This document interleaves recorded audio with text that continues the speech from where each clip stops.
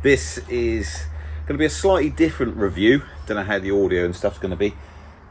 Luba 2, as you can probably tell by the title. Loads of flashy videos, very high quality productions have been done on this. The majority of them done by people that got given them, that aren't sponsored per se, apart from they got given it, or loaned it. There's a few out there that have actually bought it. I've gone ahead and actually bought this, and I've got a list of things that I want to go through. This is not if you're looking for a flashy video, this isn't going to be it. If you want some real life feedback on this machine, this will be it. There will be some video overlays and demonstrations and things that I'll put over this, but to all intents and purposes, this is going to be essentially a talk through of the Luba 2 that I've purchased based on the experience I've had so far. I've waited to do this. I didn't want to just sort of get it out and then film it all, get it running out, doing a few things, and then put up a video. This has done quite a few hours now.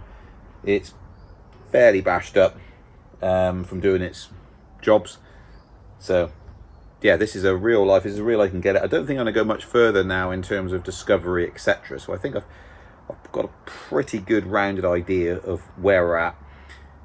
It's worth mentioning, one of the features is updates over the air. So things will change in this video as it gets older. Just see the date below. Obviously it's a fresh video right now, but in a year's time, the features, etc. are going to look a bit different as long as they keep developing it. So I've written notes. I'll keep referring to those notes because there's a lot to pack in. So if you're thinking, because it is quite a big investment, it's not like this thing's 500 quid, it's multiple of those. So picking your model is the first note that I've got. So these are sort of thoughts that I've had through this, and if someone could have advised me at the time, rather than just adverts and videos and stuff that are just loosely touching on this thing, I would have purchased differently. Not a different model as in I would have still bought the Luba 2, but you get different versions. And so I bought the 5000, which is capable of 1.25 acres of land. Now it can mow up to 1.25 is what it says. I've got no real way of testing that. So 1.75 acres of land. I choose the 5000 model in the hoping that, even though we got one calculated to be around about 1.75, that 1.25 would just about be enough.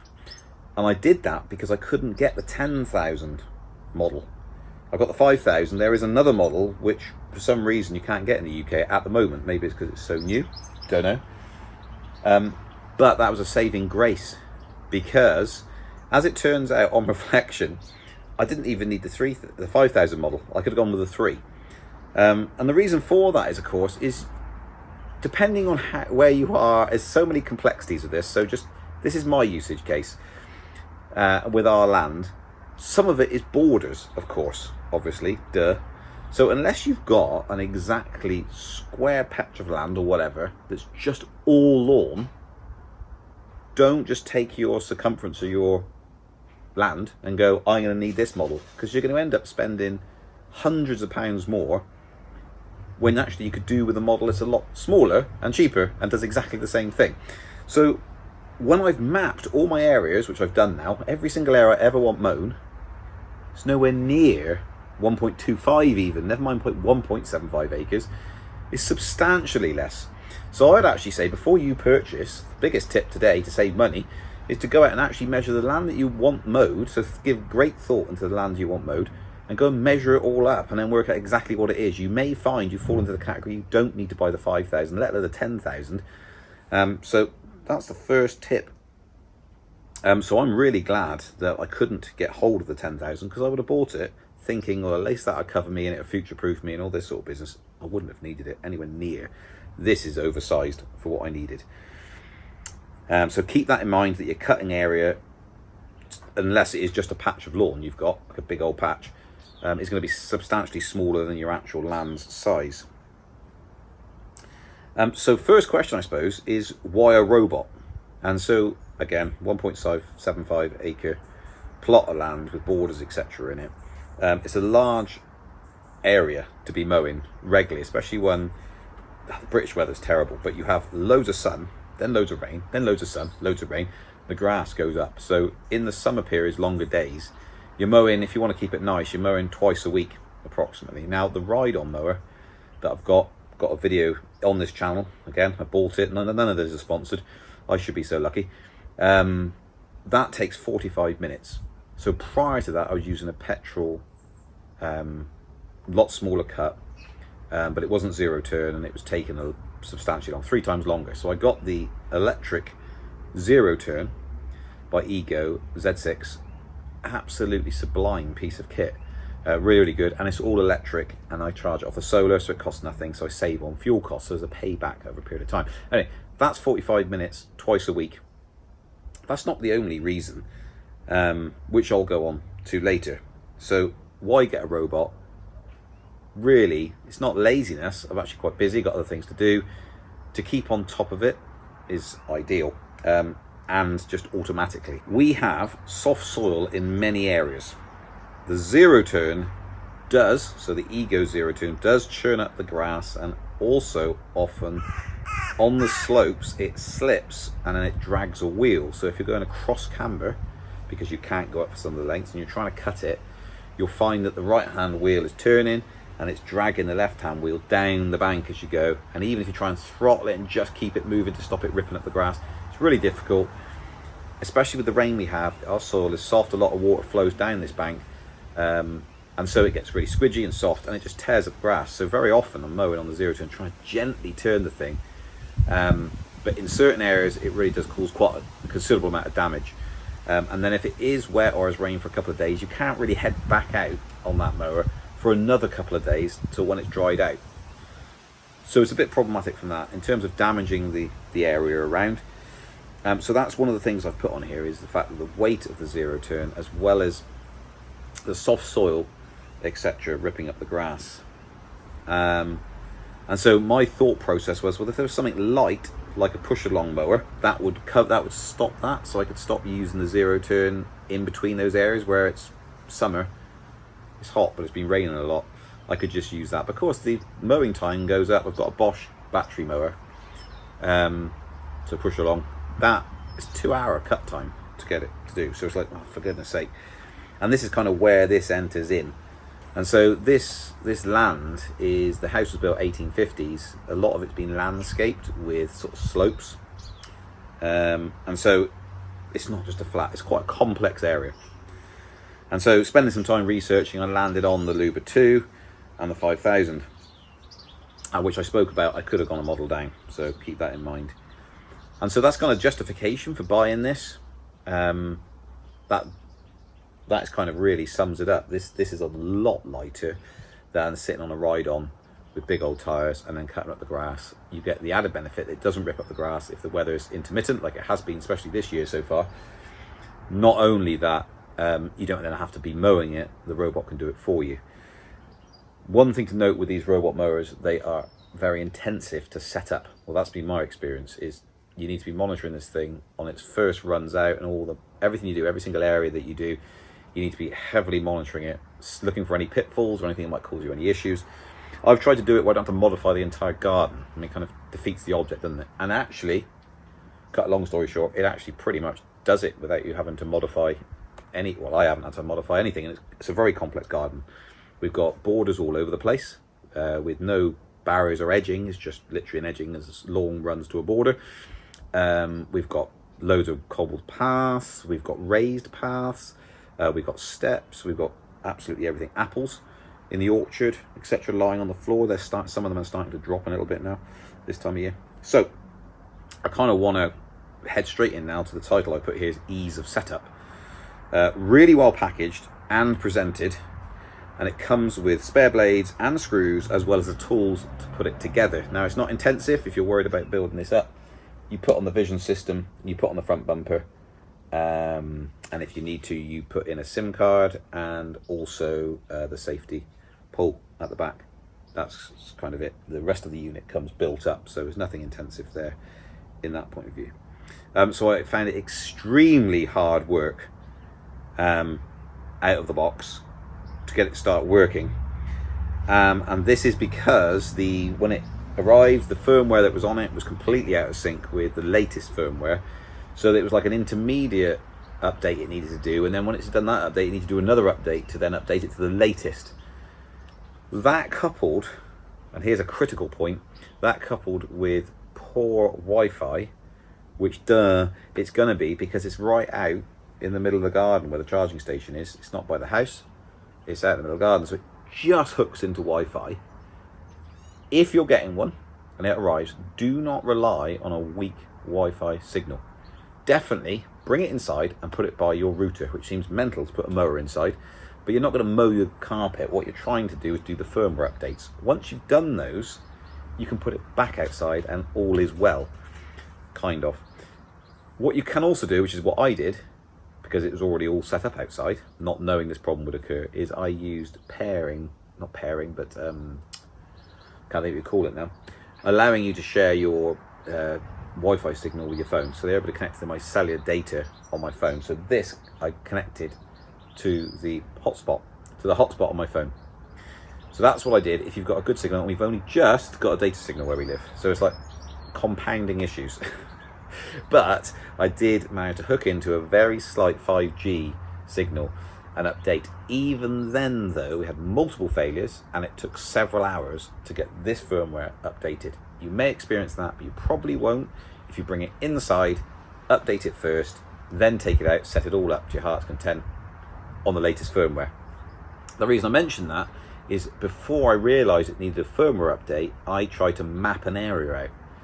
It was going painfully slow, like proper slow, half a mile an hour, if that slow.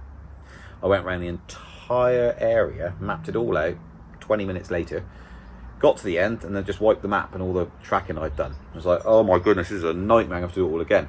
So make sure you set up the firmware, it's all up to date before you start doing anything at all. And I think, I experienced this anyway, no problems from there on out in terms of mapping and stuff like that. It's very reliable, it just needed the updates doing. You will be warned that the RTK, essentially the positioning station, which is separate to this, two robots they call them, one's a station and one's this, they need to be both on the same updated firmware, otherwise you get conflicts there. So do your updates first, right next to a router ideally. The hardware installation was exceptionally easy. As I said, you're just talking about bumper, taking the blanking plate off here. If you want to put the vision system on, which presumably you do, that's partly why you bought this model, you put that on, no problems at all, really, really easy. Except from this bumper kept falling off all the time. So that was a bit of a major issue. It would hook around. This is very powerful in terms of how much grip it's got and pulling, and it almost pulls itself apart. Kept ripping the front bumper off multiple times, kept putting it back on. 2 bolts in here, clamp it down to try and stop it reprising out again.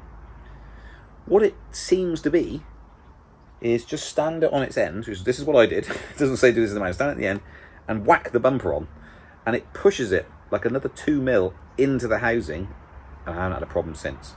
So if you've got one of these, the bumper's coming off all the time, double check, pick up on its end. There's a little, where it fits into, there's a little seal in there. If there's a gap, it's not sealed properly, you need to whack it to get it to plonk back in and click in. Then you're good, and I've not had any issues since. I'll report back in another video if I do keep having that problem, but none. It's very concerning when the bumper comes off because it's got a cable that's connected to, and it pulls that out. And I've had it where it's still connected to the cable, bumper's fallen off, and it starts to drive over itself, and obviously blades underneath, you can imagine it cutting it. Hasn't done that, so that's just so far in my head.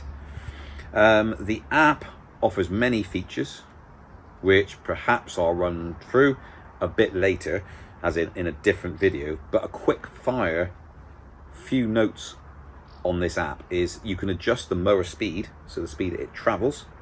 You can adjust the cutting height for a set area, so you can have multiple areas. I think on this one up to 25 different areas, and you can set your cut height for those areas individually. So an area is like its own area of which you can set parameters. So cutting height for a set area, and then you can also have non-operating times. I'll go on to this later, but essentially if it's getting dark, you can set those times to stop, or when you want quiet time or whatever. There's not multiples so far as of publishing this video. There's just, you can set, I don't want it to work between 8 PM and 8 AM, for for example. Within the app, you can create no-go zones. I gotta have a sip of my tea. So no-go zones are within areas. So you create an area, and then you create a no-go zone, and that is something I didn't really comprehend to start with.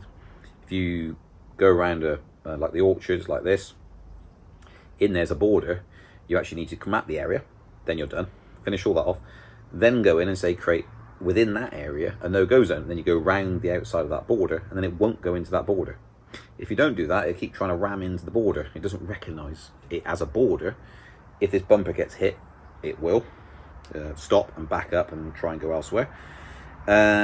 You've got no mow when rainy. So when it's a rainy day, it won't mow. It has a sensor on the top. We'll go into that in a bit with some follow-up points. Channel setup. Channel is what they call essentially where you go from one area to another. Now this was my biggest concern, and actually I haven't had to be worried about that at all. Absolutely brilliant. The length of the channel that you can create, massive. I haven't found its limit at the moment, but essentially I create like in the orchard area here, and then I want to go to the front lawn. It's like all the way around, a very weird route I take it. All the way around, it joins up with that front lawn area. And it just traverses that, so it cuts off the mower, travels along, and then starts work when it gets to that area. FPV, so first person view, you can actually log into this. Ideally it needs a Wi-Fi signal. I'm pretty convinced, and I'm pretty sure now, that it runs off 4G also. So I ordered a SIM card for this from a company called Smarty. I think it uses the 3 here in the UK. 2 GB plan, just plug it in.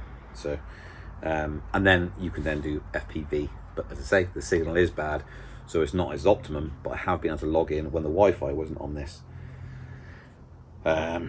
So what that enables you to do, of course, is you can I've just heard this talked about like in a security camera way, and that's probably because actually it's more useful in the negative connotation of when it's stuck for some reason. So if it's got stuck or it's paused, you can then 9 times out of 10 log in and see, is it wedged in a bush somewhere, or what has it hit and stopped and given up on. You can kind of see where it's at. So yeah, so my initial run, so this is getting out of the box, setting it all up, etc. So this is the first day of usage, where I spent, as I say, hours. It's a complex layout, our garden, and so it has taken quite a long time. So first thing is, whatever you hear in the literature and see in the advert, it is terrible in the dark. Now on their website it says mowing 24/7 or something like that. Honestly, I don't know what it is. I don't know if it's because you need to increase the Wi-Fi coverage, or you need better 4G, or what it is. At night time, as soon as it gets dark, it stops. So the GPS positioning, which makes no sense to me at all, this is the error it gives. It seems to lose satellites, and I can't understand that, because just because it's dark doesn't affect where satellites are, and it's sender receiver, etc. I don't really get that. But anyway, all I do know is that basically when it gets dark, essentially the thing stops. That's my experience of it, and I've tried it on multiple days and exactly the same. So I've actually said now the no mowing times are for when it starts to get dark. So at the moment 8 PM, and I'll have to keep sliding that down until we get to the 4 PM when it's dark in the UK. It's useless in the dark. So that's where we are so far with that. I don't want any bull on that one. And then trees, these are kind of the negative points of the initial running it out. Trees that stop direct line of sight with the sky cause major issues. In the day, it does pause intermittently. It doesn't matter because you're not even home or whatever. You don't care if it stops for 5 minutes and waits to calibrate. Pauses intermittently, but then it does restart. Someone's turned up. But so far, this has never happened when it's dark. So when it's dark, it's never ever sorted itself out. Always stopped, and it's still there the following morning. Let's see who this is now. Right, let's try again. Yep, so never restart in the dark, I think. So when you're laying out your areas, remember to think like the robot. And once perimeter is set, go ahead and then set up no-go zones, like I said a bit earlier. You need to set up your entire area around the outer perimeter, then start looking around to see what might be a potential issue. If you've got any young saplings going in, etc., etc., you need to create areas around them. Now, I've noticed that you can go pretty tight around quite a small space. Sometimes that works, sometimes it doesn't. Obviously, the smaller it is, the more precise it needs to be. If you've got a big stonking border, you can circle that, basically really never get any issues. When you're doing that, don't drop into the border either, because that will give less tolerance, and especially if it's a drop off into the border, this can get grounded on it. So create a little gap, which then in turn can mean you're going to have to strim around the edge of that border because it might miss it, but then you've got to weigh out whether you rather do that or whether you want it there spinning away, ripping up plants. So keep that in mind. If it's tiny, what I've done on one of the saplings, and that's the only one, is put stakes around it so this front bumper hits it, just in case, because it's started to crush it, which it will do. It's very powerful. So you might have to put little stakes around it until they start growing, get a bit bigger and can fend for themselves. So when creating new areas or no-go zones or channels, so you've got areas, no-go zones within those areas, and then you've got channels from each area to and from, so it can traverse. If you don't create a channel, it can't get there. It will just sit there going, well, I can't get there. So you need to think how those channels are going to be, where they're going to be. And obviously if there's busy areas where you've got a wheelbarrow or even a parking area and cars are going to move around it, so it's going to be dynamic, you need to try and think of the most likely route that's going to be the same day in, day out. That's what you need to do, but you need to always monitor it. So follow the thing around after you've done it, send it back to the station, let it run back to the charge station, let it come through and do that route, make sure it actually can do the route. Otherwise it's going to be painful. You wait for it to cut the grass for an hour, then it goes on that route and gets stuck. You need to then sort it all out. So you may need to tweak that path a little bit from here and there.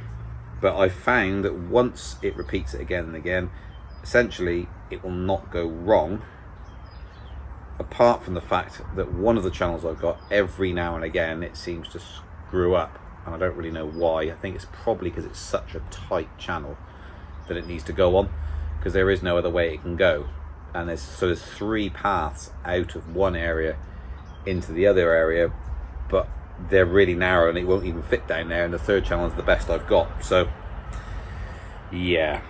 And so in terms of controlling the Luba 2, you can only do this with the app and the Bluetooth connection, which as far as I can see is quite a lacking. Now looking around, they seem to suggest they do this for safety concerns, but seems a bit of nonsense to me, because you could just say, well, don't allow the blades to operate when it's being manually controlled. Quite simple. Or have 2 modes, with when Bluetooth connection allow you to do the manual mow because you're next to it, but when it's remote login, either by 4G SIM card or over Wi-Fi, don't allow mow. But the reason why this is really important, if it does get stuck and you're away on holiday or you're away from home, you can't sort the problem out.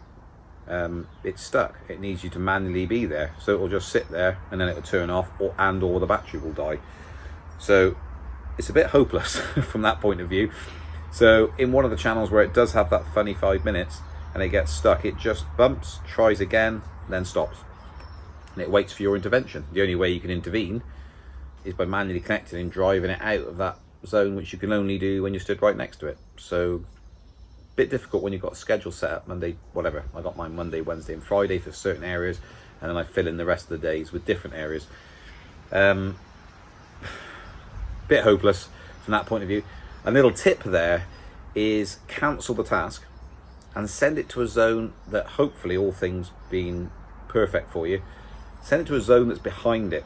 And what I found when it was stuck, that I could actually then go, hang on a minute, let's cancel that task, stop it trying to go forward. And it did. It turned around and went to that other zone. Once it come out, I cancelled that task. So I watched it on FPV, wait for it to come out of that channel, stopped it, then sent it back to the charge, and it turned back around, and then it did complete that channel successfully without getting stuck. So I was able to sort it out sort of in a very obscure way, even though I couldn't manually control it. You can remotely send it to different zones and change its schedule. You can basically do everything else apart from manually control it. So just send it to a different zone and see if that clears it. If you really are away from home, you're not going to be back for ages. And then following on, extra points of discovery. It does not obliterate leaves like your mower might do, where it just, you know, smashes them all up and they're fine granules. It doesn't. It creates little tears, but the leaf almost remains whole. And so I can see this being an issue in autumn, where the leaves will need to be cleared prior to this going out. Which, if you set it up on an auto schedule over the summer period and autumn comes along, you're going to have to remember your schedules to make sure you head out before. Now, this starts at 8 AM or 8 past. I'm not getting up at whatever time, or going out, should I say it, whatever time, to go and make sure I've swept the leaves out the way before. And we have a lot of leaves on this land full. So we'll cover that when it comes to it. But essentially, the leaves need to be cleared. It does not shred them up. Doesn't mulch them, does none of that. It barely touches the leaves. They just stay intact, basically. I did have a small stick get stuck in here on the underside, and it's perfect. It flicked around and lodged itself in, and it was enough to hit the blades as they're rotating, and it made a heck of a noise. And I just happened to be outside, about that big stick, about that long, and it really started to smell of burning wood. And it's only because, oh my goodness, got on the app and paused it. You can pause it from here if you want, but I just paused it on the app, went over, picked it up, and pulled the stick out. Fine since. It's only ever happened once, but I did happen to be there. It made me think, what on earth would happen? I guess it would just keep grinding it down until it wasn't making contact anymore. But that, not an ideal solution. You're definitely going to sort of blunt the blades. So that's just an observation. You will get some wear marks from the machine. Now, nowhere near as bad as the wear marks I was talking about the zero turn, but you will get marks from it where it's created these channels to and from. It's going to follow that same pattern on those channels each time. So it's just a set route. It's doing no zigzagging. There's no modification currently for changing how it deals with those channels either.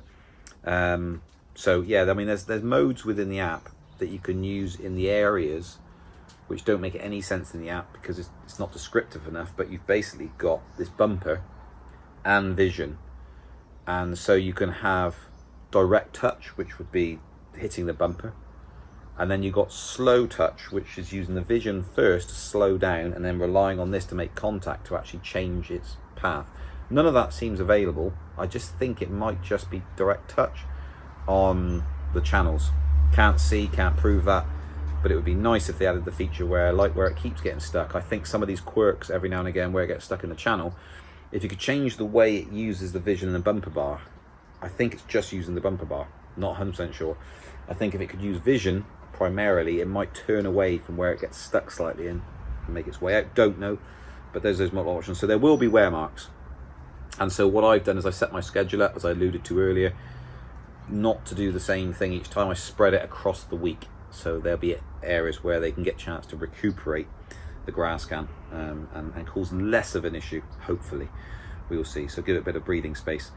It will, when enabled, and it's set up by default, stop mowing due to rain. And there's a rain sensor on top there. And that tray essentially fills up. It doesn't stop immediately when it starts raining. So we had quite a heavy downpour, which 10-15 minutes in, it then recognized it was raining and started to go back. The interesting thing I found out from that is when it goes back, it's up to you to manually restart it. If you try and manually restart it, I just tried to manually restart it a couple of hours later, there's still water in the tray, even though it was nice weather. So it seems as though it could take a whole day for that tray to dry out. If you try and manually restart it, even though it's sunny, it won't, because it recognizes there's rain in the tray, so it thinks it's raining. And so what you have to do is go into the app. It's not a major problem. You go into the app, turn off the functionality of detecting rain, and just press start. Then it works, and off it goes and starts doing some mowing. And as it moves around, goes up hills and stuff, the water tray drains out, and you can turn it back on again. But you need to turn it off to make it work again. That's my experience. So unless you're willing to wait hours and hours and hours, you're not going to be able to start it up again without turning that off, basically. But it's a shame it doesn't auto restart. It would be nice if there was a backup on there. Next one is suspension, which this unit's got. They have upgraded the suspension from the previous model because apparently they used to have breakages. Can't comment on that really now. All I know is upgraded and it hasn't broken yet, but it's very early days. That you can see working overtime. I dread to think how this would operate on rough ground and uneven surfaces without that suspension. Because if it was fixed, you get a lot of cross-axling going on. I know they're independently driven. I think they're independently driven. I've never actually tested it. I'm assuming they're independently driven wheels, so maybe you wouldn't get the same issues. But it actually absorbs a lot of those bumps, and the wheels maintain traction and maintain contact with the ground. So the suspension, very, very good.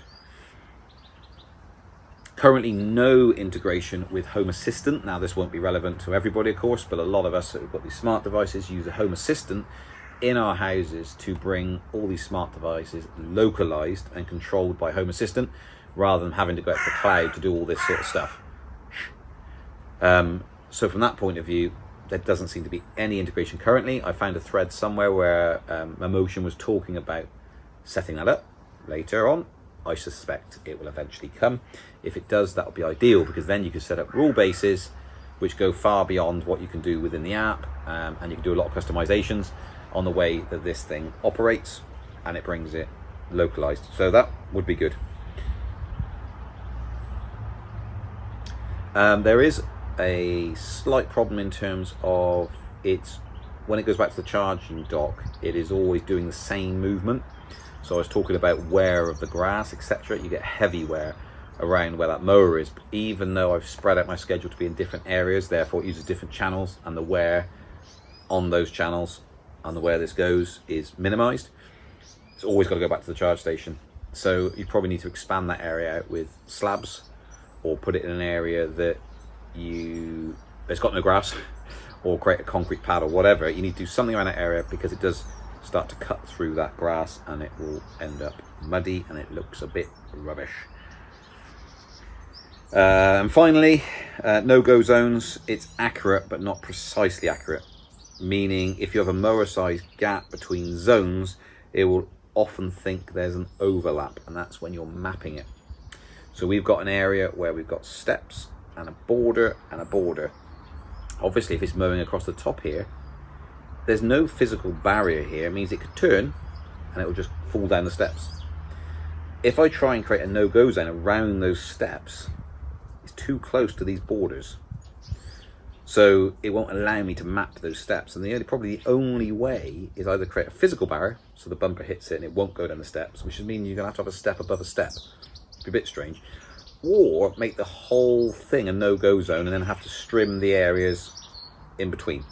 So it's like wide area that wouldn't be mowed, because it'd have to be a no-go zone, because it thinks these three areas are touching each other. You have to create one whole area and then just trim around those areas. So yeah, from that point thing, so it will fail when you're mapping it. The frustration is from that is when you're mapping close to other zones, if it thinks it's touched that zone, even though it hasn't, by the way, it's just that it's not that precise. It's very precise, but not that precise. It just fails and it wipes out all the mapping you've done at that moment. So you have to start the whole thing again, and you have to do it a couple of times to make sure that you definitely didn't cross over, and you end up just wasting your time. So yeah, from that point of view, quite difficult in some areas. But this thing, oh god, it's really complex, especially when you're expecting a robot to do it for you, has been absolutely brilliant. So I'm well impressed at the moment. So I hope this has helped answer some questions that you may have not got answered from, as I say, those other videos that don't seem to touch on these things. And they're only real things you find out with hands-on use, real life use.